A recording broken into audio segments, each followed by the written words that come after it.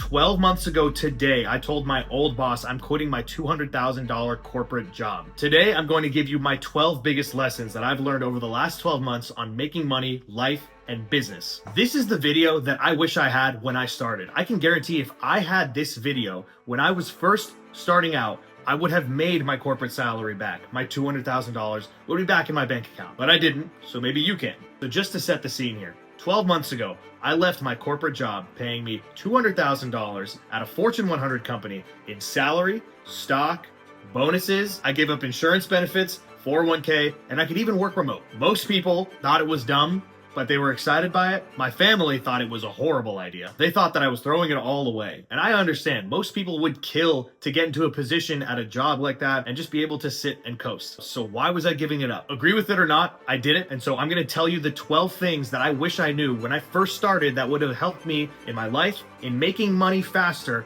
and in just business in general. But first of all, why quit? I had 3 main reasons. Number 1, I hated that I had no control over my income. Number 2, I hated that people told me what I had to do with my time. And number 3, I hated more than anything that I wasn't taking a shot on myself when I thought I could do better. So I put my money where my mouth is and I quit to see if I could just do this shit and figure it out. It's been hard, fun, challenging, depressing, and if I had this video, I would have made my salary back by now. Number 1, the market does not give a fuck about your morning routine, your journal, your meditation, your vision board. All it cares about is your offer and how much volume you're sending. How many people are hearing about your offer? There's a lot of people online that'll tell you that in order to succeed, you need to do everything but get your offer out. You need to meditate and you need to have clean food in your diet and you need to do all of these things. That is all true, but at the end of the day, if you spend all of your time getting clean food and waking up early and doing your meditations and you don't have an offer and you are not sending outbound, it doesn't fucking matter. Nobody's heard of you. Number 2, with that said, your journal, your morning routine, your vision board actually matter a lot. And it's because you need something every single day that is going to keep you focused on your vision. Nobody knows what you're trying to build. You might not even know what you're trying to build, but you need to have the belief that it's going to happen. And part of that is creating a picture in your mind, writing it down somewhere, and reminding yourself every single day that that's what you're working towards. You need that. And you also need mental hygiene. You cannot wake up and just go hard at work all the time. You need to go outside. You need to do some meditation. You should be exercising and you should eat clean. All that stuff is still true, but it does not replace the offer and the outbound. That's why it's number 2. Number 3, everything takes twice as fucking long. You're gonna send 20 outbound messages in an hour. It'll probably take you 2. You expect to close 3 clients in a month. It might take you 2 months. You expect to get a client to sign the contract by the end of the week? Give it till next week. Shit just takes longer. There's no explanation. Just be ready for it. The only way that you can counteract that is to have so much inbound and so much volume that you are not waiting for deals to come in because you're dealing with other deals coming in already. That's the only way. Stuff just takes a while, so you might as well have multiple irons in the fire that are coming down the pipeline at any time. I'm telling you all this. I'm keeping it 100% real with you. This is what you need to know. And if you implement these and you apply them, you will have a much easier time going from 0 to making money than I did. All right, back to number 4. When you start and you are at 0, your only job is not selling your SaaS. It's not making my designs look really good. It's not optimizing my website. It is getting customers. Point blank, getting customers, that's your only job. Nothing else matters. You can have a half-baked product, and if you get customers, you have a business that is alive because a business is money in. You can be a shit paid ads media buyer, but if you get money into the business, you can hire someone who's better and you have a solvent business that fulfills well for clients. But if you're just a person that has some skills and you're trying to figure out who's going to buy it from you, that is just not how the market works. You need to get good at getting customers in the door. That's your only job. If you did nothing else, you can succeed. There are people who are just really good at getting customers. They're affiliates. They literally go and they're really good at driving people towards other people's products. That is the only skill you need in business, period. Lock that in your brain. If you are sitting there going, oh, well, I don't know, I don't have a skill to learn or whatever, pick something that's interesting and then sell it and then find someone who can do it and learn from them. Simple. That said, it's always good if you are an expert in something. So let's dive into that a bit. Number 5, when I first started, I couldn't sign clients to save my fucking life. Why?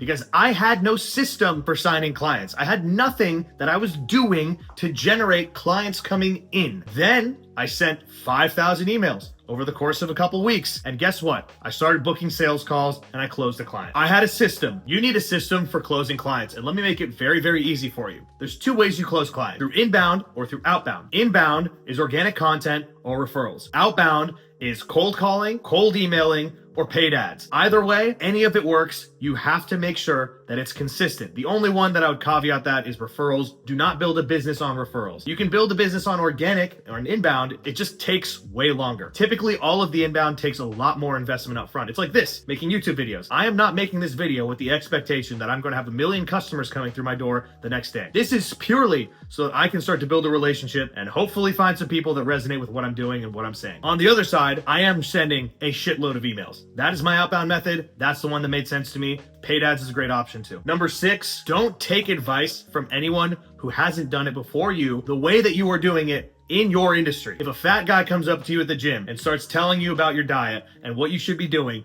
would you listen to them? No, but you still have your boy who's got 0 properties telling you how to take your money and put it into real estate. Or they've got a tiny investment portfolio on Robinhood. It's under $100,000 and they're telling you about all of these cool option plays they have. These people do not have the experience to be advising you. You need to find the people that have done what you want to do in your industry, and those people are the people that you should listen to. I went and I found the person who other people in my industry said was the best at what they do, and I said, I want to learn how you send your cold emails. And so I paid them for their time. Very simple. You can find these people online. You can pay them for their time. You can get the answers. You don't have to do this alone. But those people are out there. Don't listen to people that are giving you advice just because they're giving you advice. They're probably well-intentioned. Don't get me wrong. Probably not going to work though. Number 7, when you make your first $10,000, you don't keep your first $10,000. Whatever money is not paying off your immediate expenses, your rent, your groceries, your insurance, should go directly back into the business to guarantee that you can make another $10,000. It should go into fulfilling for your clients. When I made my first $10,000, the first thing I did is I took the money that needed to go into tooling to fulfill for the client, and I bought mailboxes and domains and all the software that I needed to do my job. Then I put a little bit into savings, covered whatever needed to go into expenses like groceries and rent, and then I took everything else and I put it directly back into how can I get another client twice as fast? How can I double my outbound? How can I invest in paid ads? How can I invest into YouTube? Immediately, you take your money, you put it back in the business. You don't keep it unless you want to stay broke. Number 8, you don't know what you're doing.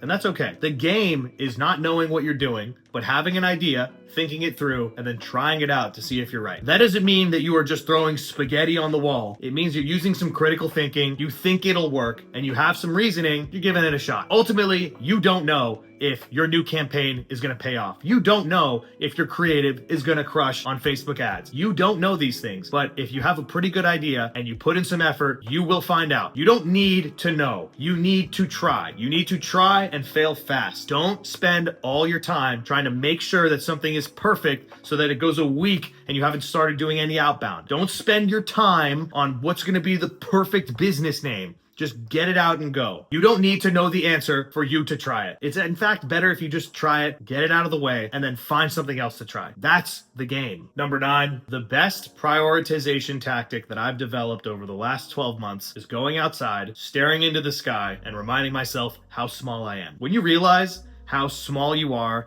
and how your decisions and your problems are not as big as you think they are and how little the impact is, you can really see what decisions bubble up to the top, what's going to have the biggest impact on your life. And then from there, you've got your top priorities. You know the things that are going to be the biggest levers in your life because you're looking at yourself from a bird's eye view going, what is going to shake things up from up there? Outside, stare into the sky, think about it. Number 10, if you don't know what to do next, or you're stuck, or you have a tough decision to make, the best thing you can do is go outside, stare into the sky, and then ask yourself, if you were playing you in a video game and you were holding the controller, what would be your next move? What's the next mission you're going on? Where are you taking the player? Are you having them take a shower? Are you going to have them go and spend money on ads? Are you going to have them go and write a new campaign? Taking yourself out of the equation and just talking to yourself like you're a GTA character, it kind of takes all of the risk out of the equation and it points you in the direction you probably should go anyway. Because when you're a GTA character, you can just run them into the street or whatever. And I'm not advocating that, but I am telling you that you are going to be able to think a little more clearly about, hey, what's the riskiest thing that I'm avoiding doing right now? And would I just do it if I knew it was going to work in the game? Because if it's going to work in the game, and that's the thing that you should do to get to the next level, maybe you should do it in your real life.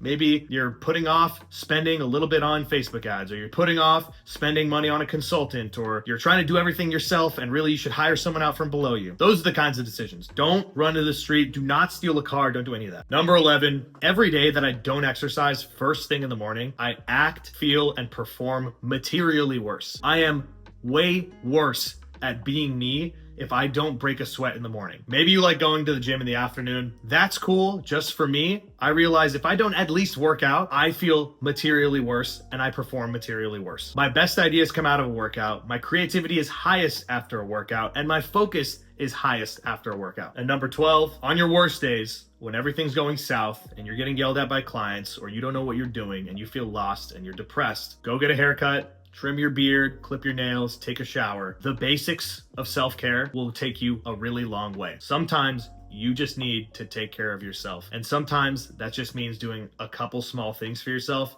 and reminding yourself that you are worthy of being taken care of. When you're early in entrepreneurship, there's not that many people that you can talk to about this stuff. You kind of signed up to be alone, at least in the early stages. You're the only person that really knows when you need it, and you're the only person that's going to be riding this ride. That's it for my first year. Those are the 12 most important lessons that I've learned. And I'm telling you, if I knew this, and I really actually took it to heart, like don't just watch the video, but like actually think about these day to day in the situations you run into, I'm telling you, I would have made my salary back by now. I always thought that I would have my first year and it would be way different than everyone else's because I'm more talented or whatever. But here I am. I obviously made lower than I planned to, but next year I will at least make my salary. You can bet on that. And if you want to follow along for the rest of the journey, I'm going to take you guys through it the entire way. Stick around. If you're watching this, you're still early. My name is Arcia, and I'm a corporate dropout.